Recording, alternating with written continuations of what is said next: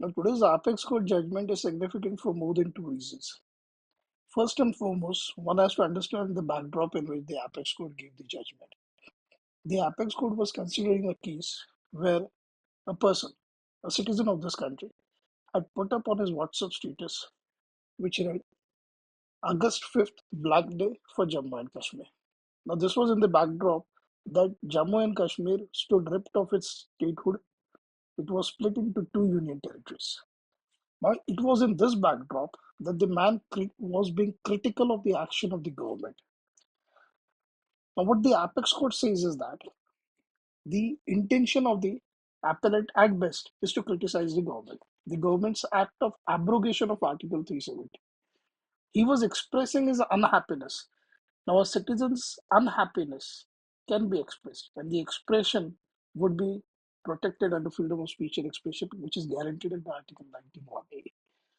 What the Apex Court says is that if you are being critical of the government, the necessary element for 153A, that is spreading enmity between religious communities or sects or castes, would not come. This does not equate with spreading with ill will. What it actually helps is, it helps us in two ways. So the Apex Court says that being critical of the government is not equivalent of being critical or spreading ill will or religious enmity between two groups. You can criticize the government because government is supposed to be the most secular concept. What we have adopted is the separation of state and church. So we can't say that if you're criticizing a government, you're criticizing actually a group of persons. That taste won't be applicable, and their apex court is not right on that. Well, the second point where the apex court takes it is very interesting. Apex court says at best it's a simple protest, and a simple protest which is guaranteed as an expression of freedom under 19.1, which every citizen would have.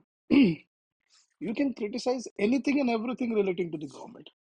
So don't stop at merely criticizing 370. 370 is not something that has to be hushed. You can't talk about it. No, you can talk about it. You can very well criticize the government on it.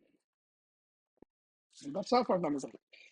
What is our fundamental right? Is our fundamental right to be unhappy and to express that unhappiness merely because it relates to governmental action. There is no embargo on you not to express your unhappiness.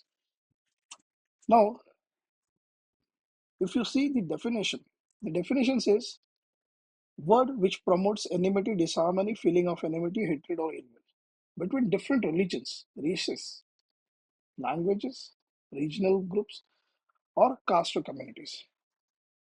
If it does that, now if you're being critical of government, you're not violating of any of this. The effect of words must be judged from the standard of. Now this is the test Justice Vivian Bose gave in 1947 in Nagpur case. A standard of reasonableness of a strong-minded, firm-minded, courageous man, not of a weak, vacillating mind, nor of those who scent danger in every hostile point. Standard of ordinary reasonable man, the man at the top of Kaplan omnibus. Now, what the Apex Court says is that he has a right under 19.1A, right, to freely criticize governmental action. So, merely by saying that August 5th is a black day in Jammu Kashmir history, he did nothing that was prohibited under 153. Honorable Court held it's a right of citizen to be critical and also to be unhappy and to be express that unhappiness, okay, which is guaranteed under 19.1A. He can express his anguish, he can express his protest. If every criticism and protest is punished, then democracy won't be survive. Now the question would be, leave aside punish, prosecutable. Every individual must respect right of others to dissent.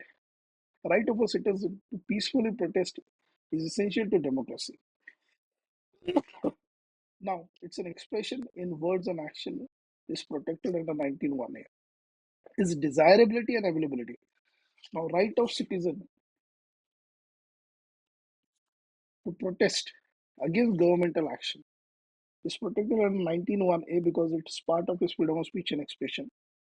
and it is desirable and available to him because the apex would say that the right to dissent lawfully must be treated as essential part of right to life, a dignified and meaningful life. Apex Court finds that the protest was within the four corners of law merely because few may develop ill will. It would not be enough. 14th August was a gesture of goodwill. Police machinery needs to be enlightened and educated.